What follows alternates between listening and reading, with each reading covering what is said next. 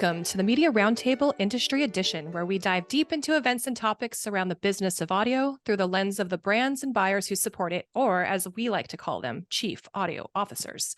I'm your host, Kristen Duenas, Associate Media Director at Oxford Road, and today we are back to break down this week's top stories in the industry. To help me, please welcome Oxford Road Agents of Influence, Neal Lucey, EVP of Strategy and Product. Hello. Ricardo Martinez, Senior Director of Key Accounts. Hi, somehow you got me back for a second episode. I'm excited to be here. Welcome back. And Spencer Semonson, Media Buyer. They tried to keep me off the Zoom, but I'm back. I'm back again, everyone. And we love to have you. Normally, we are joined by James Cridland, editor at the Podcast Business Journal, to discuss the latest industry news. Unfortunately, this week, James is unable to join us as he is traveling. We'll catch up with him again in a couple of weeks. Before we dive into industry news, though, it would be remiss of us to not mention that this past Saturday was International Podcast Day.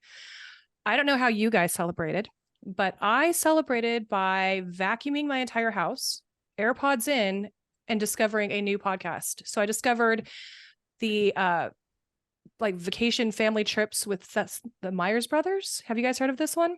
Yes. Seth Meyer and brother, and interviewing all of their celebrity friends, which everybody loves their celebrity podcasts. So here's a new one for us. And there's like maybe 10 or so episodes so far. Good listen. Highly recommend. What did you guys get up to? I was in a hockey rink, a cold hockey rink in Burbank, not listening to podcasts, but watching my son play hockey. I will check out the Seth Meyers podcast because that sounds like it will be a lot of fun. Definitely. I was at my friend's wedding as the maid of honor, but the next day when I was on my plane, I did start Scamanda, which is super fun. It's from Lionsgate. It's, I believe, a 10-part series. Highly recommend. It's really good. Is this one of the new fiction podcasts? No, it's true crime scammer kind of Oh, stuff, which is my wheelhouse right now. I like it. I like it. Any new podcasts for you, Ricardo, this weekend? Actually, what's old is new again, because I went back and saw some back catalog episodes of Business Wars, the old Ford versus Chevy episodes. So those were exciting. Exciting for me. It was a good time. I think that's the best thing about podcasts, right? It's like, it's always going to be exciting for somebody. It's just finding that somebody. All right. Well, I'm glad everybody had a good international podcast weekend, except for Neal. He's going to have to learn how to multitask. Kicking off our main stories, though, let's talk about it. Spotify's AI voice translation pilot means your favorite podcasters might be heard in your native language. Yes. This was recently covered by Pod News. Spotify is introducing voice translation for podcasts. It's a groundbreaking AI-powered feature that translates podcasts into various languages while preserving the podcaster's voice. This is a big change. As part of the pilot, Spotify worked closely with podcasters such as Dax Shepard, Bill Simmons, and Lex Fridman to generate AI-powered voice translations to Spanish, French, German, and many other key languages. And this innovation aims to enhance the global podcasting experience and foster a deeper connection between creators and their listeners. So we've talked about this quite a bit, kind of raising red flags about AI possibly replacing the host endorsement or the host read, and how we kind of have a 5-alarm bell up about that. But on the flip side, this is a really cool, innovative thing that's also going into the YouTube space. And I just find it really interesting that, you know, traditional dubbing is just so clanky and strange versus this. And I just really am excited to see what kind of markets we can unlock by simply translating media that already exists and opening a lot of scalability outside the US. We'll start with Ricardo. Do you have any thoughts on this new innovation? Well, a couple. I went and I listened to a few episodes. I mean, I don't want to name names per se, but I did listen to Dax Shepard and Lex Fridman. And let's just say not everyone is as good in the AI translation as you would think. And really, as I was hearing them, I mean, some people are known for speaking fluent Spanish, like Dax Shepard. His wife, Kristen Bell, not so much. Lex Friedman claims he speaks it. Questionable based on what I heard. And so I think what's really interesting about this is when the person actually speaks the language, the AI translation is incredible, and it really allows the listener to connect with the host. But when the person doesn't speak Spanish, it's you're hearing the AI accent, which is kind of weird to hear, right? And so so it's kind of I think it's kind of going to be like back in when the talkies came out, and some people did well when you could hear their voice, and other people did not. So we'll see what happens there. So here's sorry, I have a question, Ricardo, because I'm not a native Spanish speaker. You are. So you're listening to those translations, and I know that so often you lose a lot of the colloquialisms when it comes to Spanish speaking. And so AI then was it very formal in its translation, or did it adjust a little bit? No, it was a pretty good translation. Obviously, it's an exact translation, so it's not acculturation, which we often like to ask for when we translate materials. So no, the translation itself was great. Dax Shepard, his accent was perfect in Spanish. He actually you could hear his personality because his accent was so good. Kristen Bell's not as good. She's not a fluent Spanish speaker, and so with her, there was a lot of kind of broken up. It didn't flow as well. It was a little harder to listen to. So this is the AI version of Kristen Bell? This is the AI version. So it's actually their voice. So I'm assuming that they've gone to the studio and recorded phonetically like a bunch of different sounds. But if you can't roll your R's, you can't really do a Spanish accent correctly. And that can be okay. I mean, Spanish audiences are used to hearing, translations from different actors. But this can be a little grating if it's not done right. So we'll see how it does as a whole once it expands. I think one of the things that could be very beneficial for advertisers is that we know when we go into other markets, it helps to have the ad read in the language of the country that you're advertising in, even if it's like Australia, which is still English, but with an Australian accent, because so often these people in other countries feel that these ads aren't targeted to them. They ignore them because they feel that it doesn't apply. So even if it's AI translated, perhaps there would be like a higher return on investment just because now it's in their language. They know it's meant for them. And it's not just a US carryover. Have any of you heard AI stew by any chance? That sounds amazing. Give me access immediately. Where there is AI stew out there. I've heard it. And it wasn't stew. Like it was very like perfect, kind of like the cadence wasn't right. And so he sped it up a little bit and it was actually pretty good. Like when you sped up the AI stew, it actually sounded like stew. That's amazing. I think we all should play with this. And next time I host, it's going to be AI Kristen hosting. It'll be fantastic. Moving on. AM/FM radio and podcasts can recapture lost TV reach due to writers and actors strike, as 22% of the heavy linear TV audience say they're going to watch less TV this fall. Now, this was an article that came out a couple of weeks ago, so it's a little less timely because last week the writer strike ended. We are still very much on board with the SAG strike still, so there still is going to be some very severe delays. But Neal, why don't you tell us what the take is on this one? I applaud Pierre Bouvard, who really drove this research with Signal Hill Insights. It got a lot of press coverage. The one thing that kind of stuck in my mind is one particular question was asked, like, due to the strike, this fall's TV schedule will have more reruns, game shows, reality TV in place of scripted shows. So please select how that will change how you watch TV. So I feel like when you word a question like that, you're probably going to get the results maybe you want, which is that I'm not going to watch as much TV because TV is not going to be very good in the fall, but the behavior of what people actually do and what they say is oftentimes very different. So, I think that there's just that factor of like how the question was, how some of the questions were worded, as well as behavior not necessarily matching what people say they will do. So it's like a court show moment of objection leading the panelist. Yes, I think there's a little leading the panelist here for sure.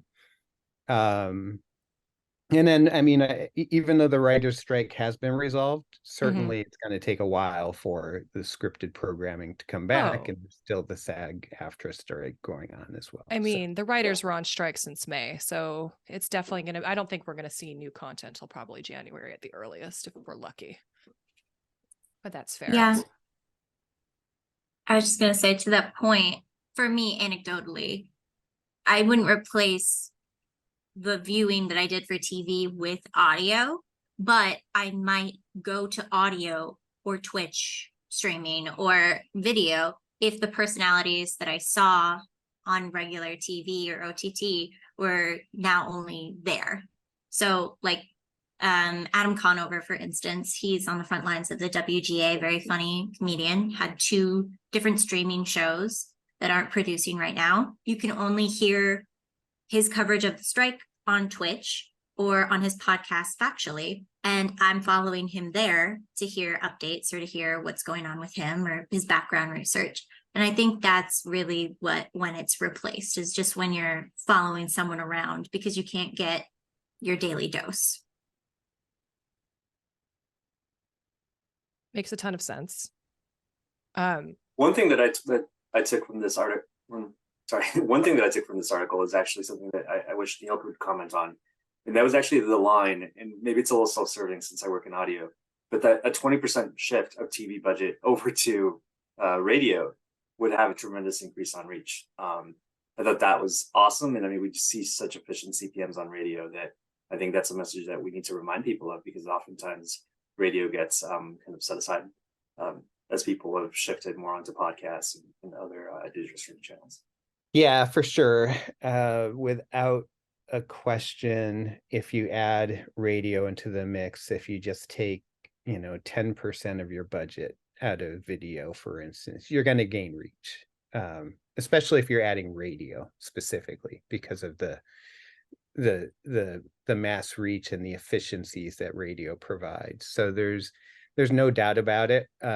Some of the reach gains that I've seen in some of the studies seem overly optimistic.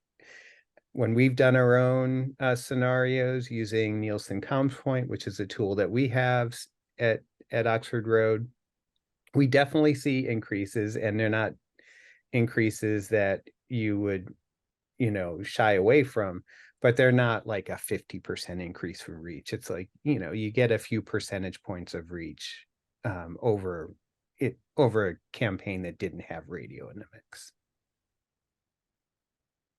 So definitely worth it then for advertisers to be looking into fall audio in place of scripted TV. But there's always unscripted TV, which brings us to our next segment, Taylor Swift. Spencer?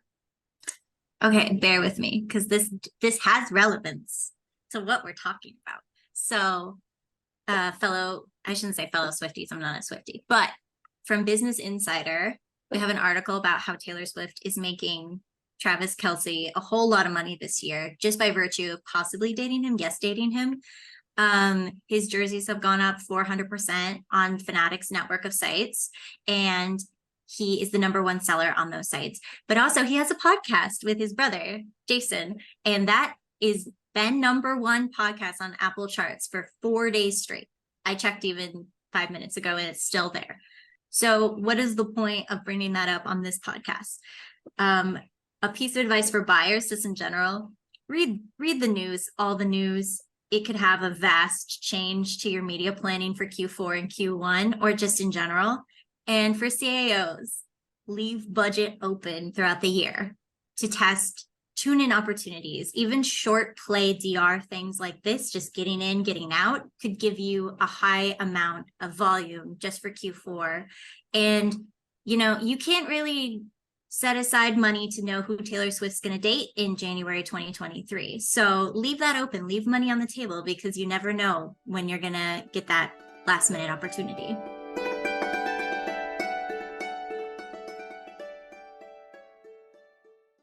All right, so tell me if you've ever heard of any of these companies. Indeed, Shopify, NetSuite, Headspace, Quip, Theragun, Postmates.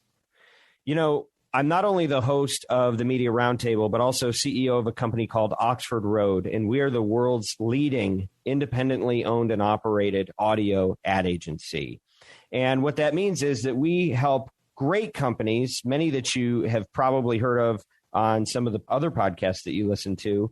We help them test and scale campaigns in audio channels, with podcast being one of those leading channels. Some of the work that we do includes media planning and buying, as well as analytics, attribution, and insights. And we also have a very special way that we deal with creative and copy generation. We have our own proprietary process called Audiolytics that allows us to score ads for their persuasiveness.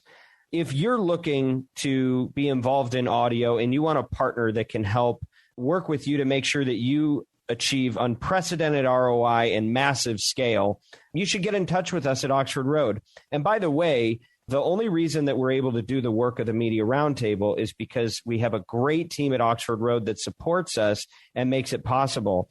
So, you know, what we're doing is not just a podcast, but we're really trying to help brands live out their values and balance that with their business objectives, which is an increasingly hard thing to do in this world of misinformation and malice that's infecting so much of our media. But at Oxford Road, we don't want to just broker this stuff. We want to impact the industry for good. We want to raise the bar on what gets created. And Oxford Road is helping make that possible through the Media Roundtable. So if you're somebody that's interested in working with an ad agency or a partner on this type of work for your advertising campaigns, go to oxfordroad.com. It's easy to spell. And get in touch with us, or at least just sign up for our free newsletter, The Influencer. That's oxfordroad.com.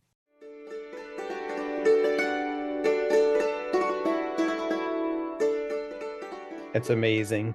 I watched a little bit of Sunday Night Football last night, and the Kansas City was playing the Jets, my poor Jets. And they definitely, Taylor Swift got a lot of airtime in that broadcast, as she did the week prior. So I think anything that she touches or is in contact with is going to see massive growth, right?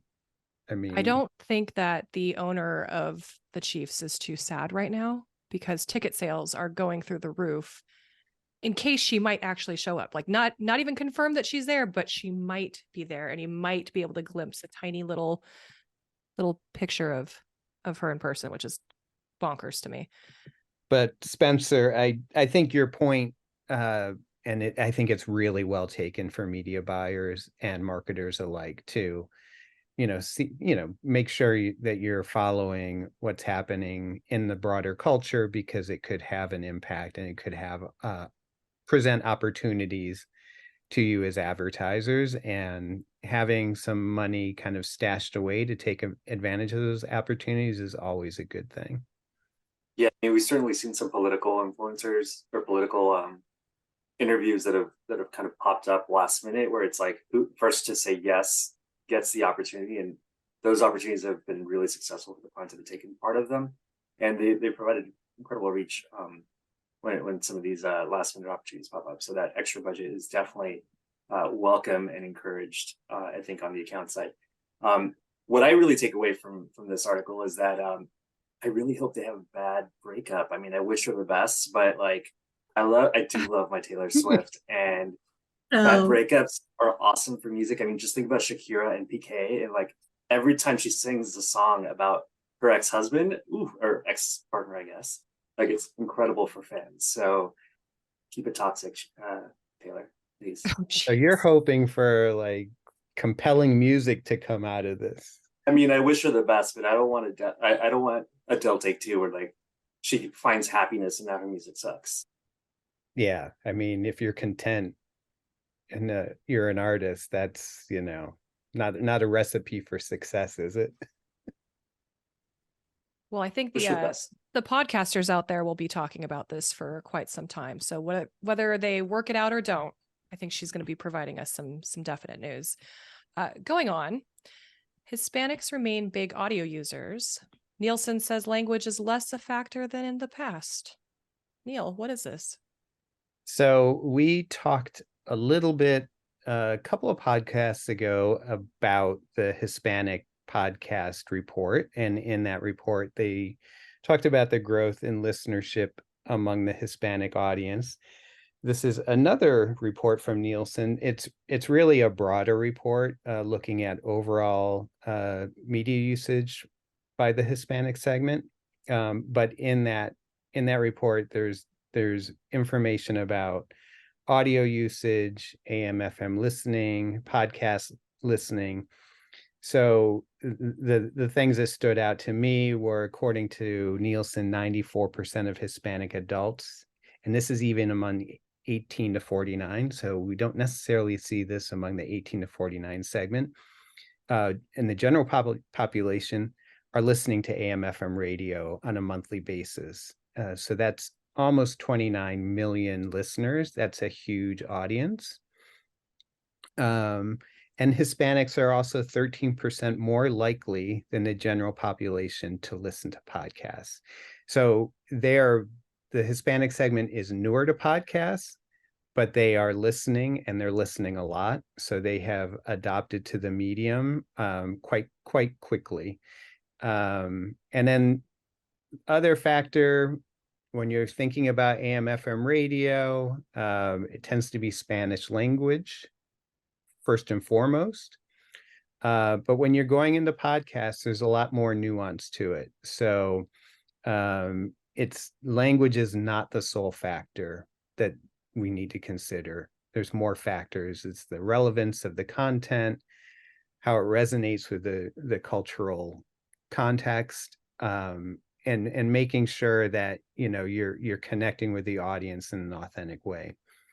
I think my hot take is the Hispanic segment from the latest census is almost 20% of the US population. That is a huge percentage of the US population. So if you're not advertising to this segment, either via the Spanish language media, which tends to be more the traditional media channels, or via relevant content in an appropriate way, you're really missing out on a big marketing opportunity. Yeah, Neal, this is a pretty timely article because we're also in the middle of Hispanic Heritage Month, which, listeners might be surprised runs from the 15th of September to the 15th of October. So it's kind of a weird month long between 2 months period. But happy Hispanic Heritage Month, everyone. But I think what's really, and this is an area of special interest to me. I mean, I've done a lot of Hispanic marketing in the past and in previous careers. We still do a little bit here. But the U.S. Latino economic output grew to $3.2 trillion, according to a report by the Latino Donor Collaborative and Wells Fargo. So that is actually a huge amount. That economic output, that GDP, would make the U.S. Latino population the fifth largest economy in the world, like ahead of the UK, ahead of India, ahead of France. So it's just a huge opportunity for marketers to tap into. It's an area that every study shows that the Hispanic audience in particular feels that they are underrepresented. I mean, I love myself some Hallmark movies, and especially in the romance category, 48% of Hispanics say that they do not see themselves represented in romance. They don't see themselves represented in sports. So there's a lot of programming opportunity to tap into, both on the content side for people producing podcasts, and then in terms of the audience itself, right? There's a lot of growth potential here, and it's an audience that has shifted considerably from being predominantly immigrant to first, second, third generation Hispanics. And with that change, there's been a significant shift in terms of language use, as Neal alluded to, with I believe it's 57% of the Hispanic population that is not foreign born, are primarily English speakers and speak Spanish as well. So 57% of Hispanics speak Spanish, of U.S. born Hispanics speak Spanish, whereas something like 97% of foreign born Hispanics speak Spanish. So you don't need to translate a website. You don't need to translate your content necessarily in Spanish in order to tap into this audience. So it's important that we kind of tell marketers that, so they can in their plans include, a portion of that audience. It is now the largest ethnic cohort in the country. So really important for us to be aware of where the audience is, and it's also a very young audience. So it's kind of the kind of demo that you want to tap into. Yeah, for sure. I think the average age is about 10 years younger than the US population average. So if you're wanting to reach a younger audience, the Hispanic segment is going to be a big portion of that segment. I know I did an analysis not too long ago, just looking at the size of the US Hispanic market compared to other markets outside the US. So for a client that has international expansion ambitions, and the US Hispanic market was actually a bigger opportunity, as Ricardo, you were mentioning, than the UK or Spain or a number of these countries. So it's like, why not tap into that more? Yeah, for sure. I think there's a lot of opportunity there. And I'm going to jump the gun here a little bit on Kristen with some quick honorable mentions, if I might, Kristen. Please, by all means. One of the other articles that we saw that was really interesting this week is kind of related, but I do want to point out that it's different, right? Because what we were talking about just now is the U.S. Hispanic population. So those are Hispanics living in the U.S. But when we talk about Latin Americans, people from, Central and South America, that's a completely different audience. And one of the articles that came out is about the Mexican listener in particular, and about the tremendous growth of the Mexican podcast listener. Spencer, do you want to kind of talk about that? Yes, I think it's kind of like a similar trope that we talked about with, while there's differences between second and first generation Hispanics within the US, there's also a big difference between people living in Mexico, people living in Chile, people living in Brazil. And it's really important that you speak to each of the cultural differences in these places as well as the US when you create the content. Just because it's all Spanish language doesn't mean that's going to reach the same ears and resonate with the same message. Mexico is obviously one of our besties right there on the border. So I'm not too surprised that it's high in popularity, as the US is one of the largest producers of podcasts in the world. It's one of the reasons why we use it as a benchmark against other countries when we're looking at ways to work with those countries. But really, the conversation should be more about finding producers and podcasters in Mexico, speaking, the right message, and pairing with them as advertisers versus continually just taking recycled content and putting it in front of a Spanish language audience. For sure. And I think I didn't share some of the numbers up top, but Mexico is ranked as the third largest producer of content globally, with over 40 million listeners. That only trails Brazil and Sweden. Brazil's had a lead for a long time in podcast content. It was an early adopter.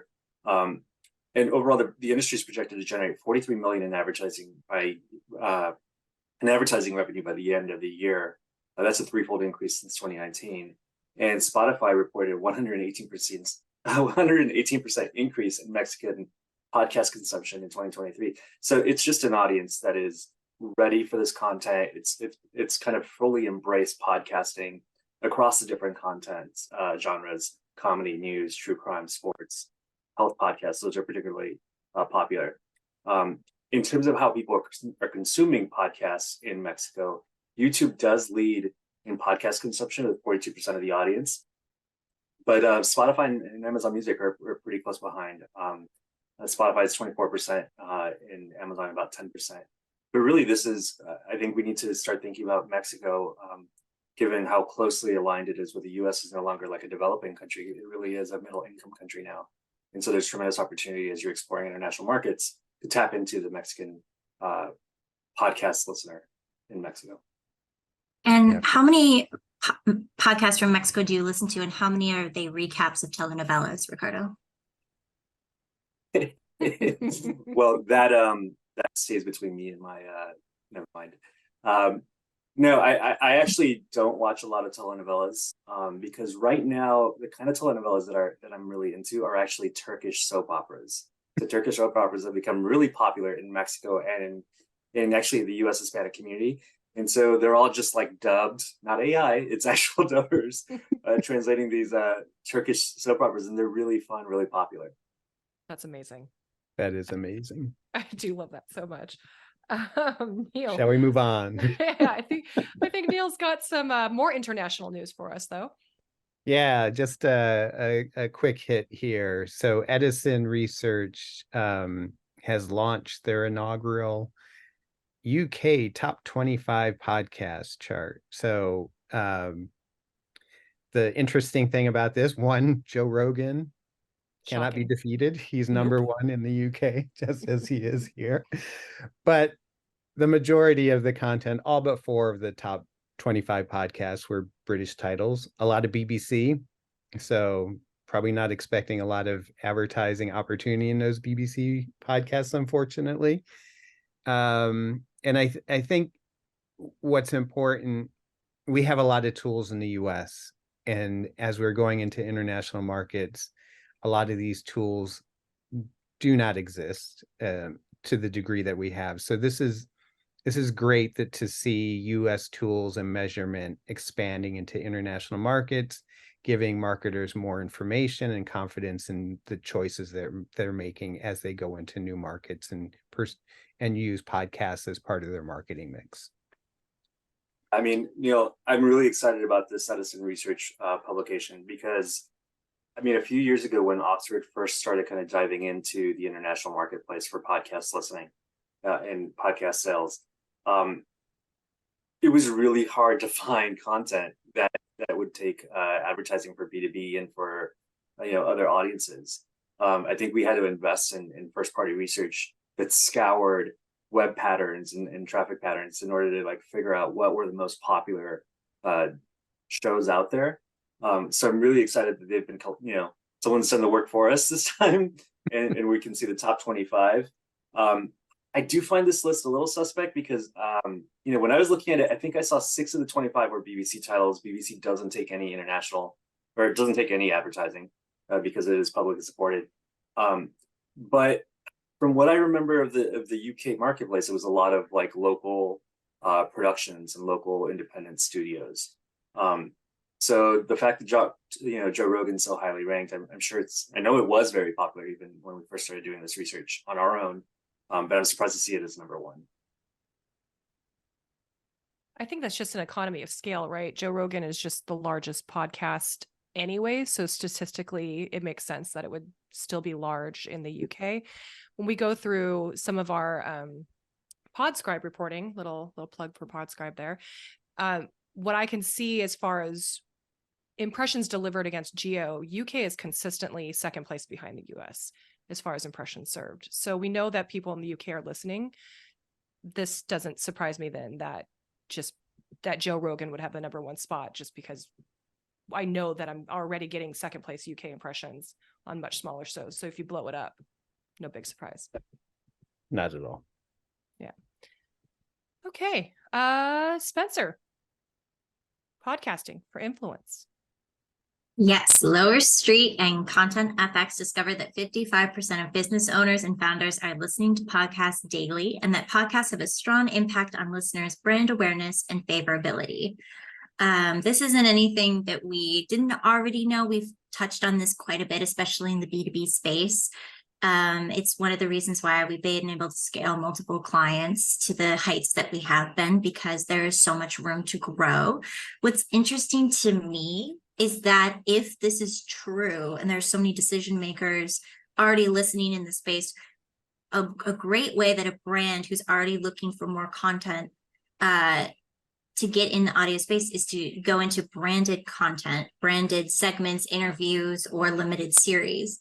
I have many podcast producers who are looking, chomping at the bit to work with us on a larger scale, especially as a DR shop. That's not something we do a bit. But for select clients, it's actually a great way to increase brand awareness and, plug in some budget in Q4 or early Q1.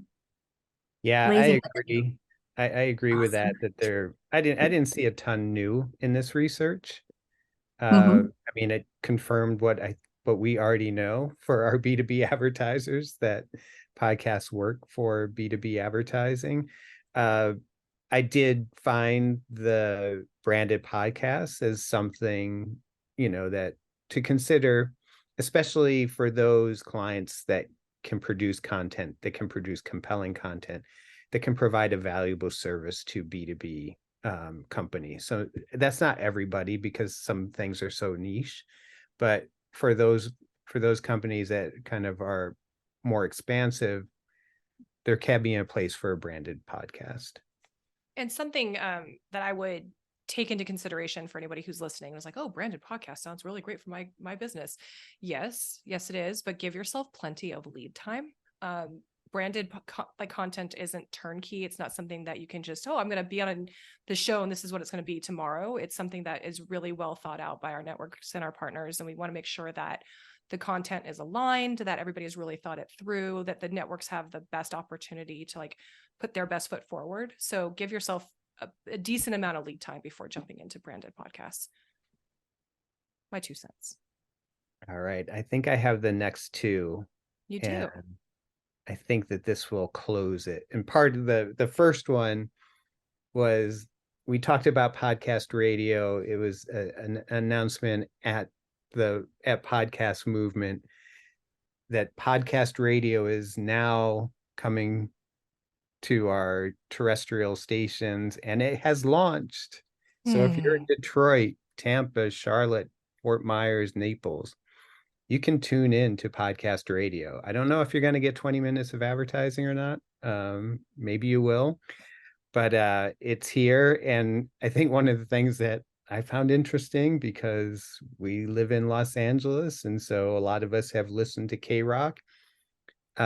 Bean, formerly of the Kevin and Bean morning show that ran for decades on K-Rock in Los Angeles, is one of the pod jocks for the podcast radio. So go figure.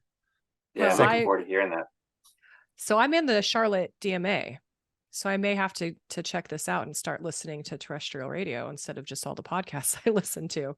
Yeah, I'm curious you'll have to see. Report back on this. I'm going to report back, let you know what it sounds like. Should I plug my one local Wisconsin, which is WORT, WORT, which is the best alternative station? Let's go. Awesome. Thank you for that. We'll look out for it.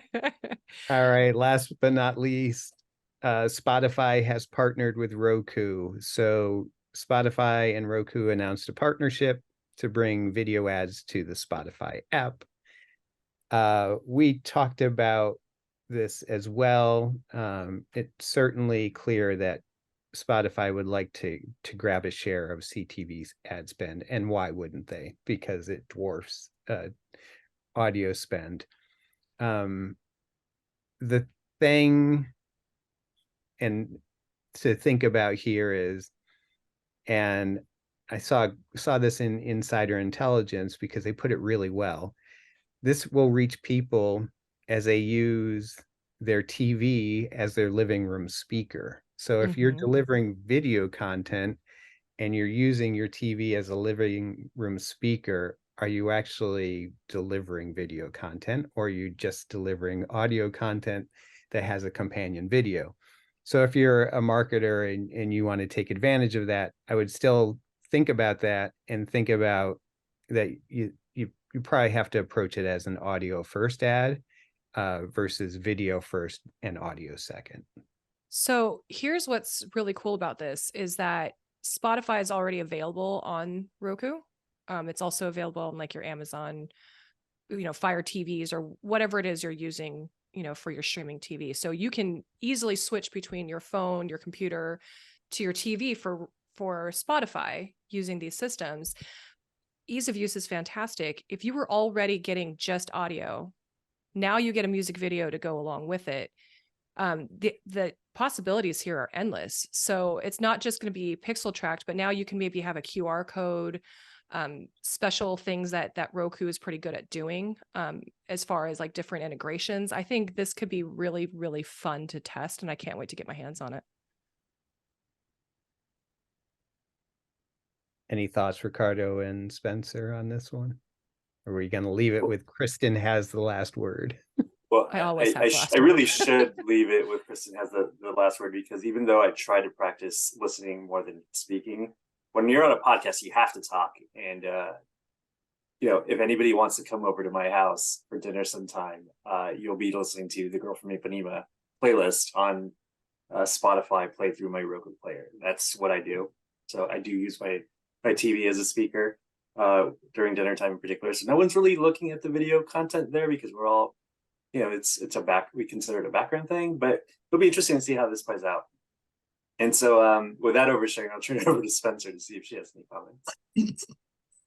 I'm always excited to see what Spotify is doing with video assets for their advertising campaigns. They're steering the trends for the way we're thinking more about video from an audio standpoint. And I am also very excited to test it out, just to see what they're doing that others in the industry aren't. I think it'll be a lot of fun to see what they do, where it goes. And at the end of the day, how much is it going to cost? But we'll get there when we get there. And that's it. Thank you all for joining the Media Roundtable. If you haven't already checked it out, we do have a second episode coming out on Wednesday ad infinitum, hosted by our own Stu Redwine. Do take the time to listen to it. It'll be worth it. This podcast is brought to you by Oxford Road, where we want you to succeed in audio and to use influence for good. As members of the marketing community, we have the power to advance voices that don't just entertain, but edify, to build bridges across differences and preserve fair-minded discussion around the most important topics of our age. If you're a marketer looking to align your brand values with extraordinary business outcomes, reach out to our agency, Oxford Road, by visiting oxfordroad.com and subscribing to our weekly newsletter, The Influencer. We'd love to hear from you. If you have any feedback or suggestions, please don't hesitate to reach out to us at info@mediaroundtable.com. Thank you to our guests and to Bianca, Kyle, Haley, and the team at Podcast One. As always, influence responsibly.